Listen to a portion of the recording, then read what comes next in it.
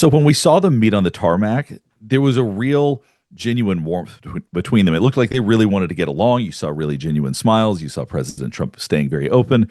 You saw when President Putin addressed him, he reached his hand out. They looked like they were actually almost like friends. So it looked like there was a real genuine desire to connect and to get along. President Putin, will you agree to a ceasefire? Mr. President, what's your message to Vladimir Putin? Mr. Putin, did you underestimate Ukraine?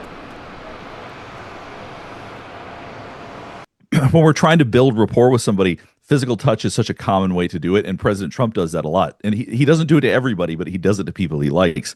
And one thing that I noticed he didn't do, and he's notorious for doing this, is that when he shook hands with Putin, it was a normal handshake, which may sound obvious. Why wouldn't he have a normal handshake? Because President Trump has a tendency to pull people towards him. It's a power play. He does that all the time. I've seen him do it with world leaders. He does this constantly. He did not do it today. And I thought that showed that he was not trying to do any overt power plays, at least at that moment.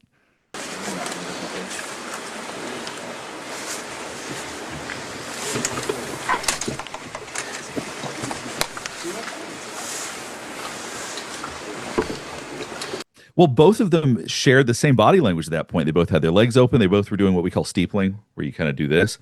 When you're an expert, sort of when you're the head honcho, the CEO, they tend to do that. And they were both doing that below their legs. So they were both sitting there doing positions of power.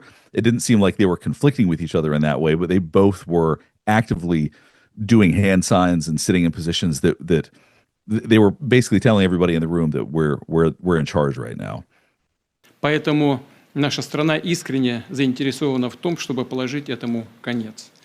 Важно также, что с Аляской связана значительная часть общей истории России. When President Putin was speaking, Trump was very he has a hard time sitting still. He doesn't do well when other people are talking for long periods of time. So he really was getting antsy. He would look over at him. Like he still was trying to connect in that sense, but he does get sort of impatient because I think he likes to talk and he's not the biggest fan of listening.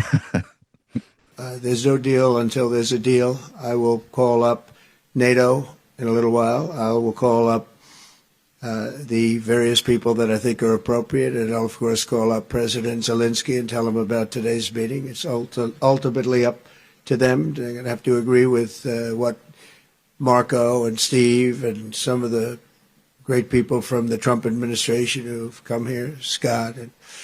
That's where things got very interesting to me. So with President Putin, he was just giving a prepared speech. You didn't really see much actual emotion from him. He's just speaking and orating like anybody would in a situation like that.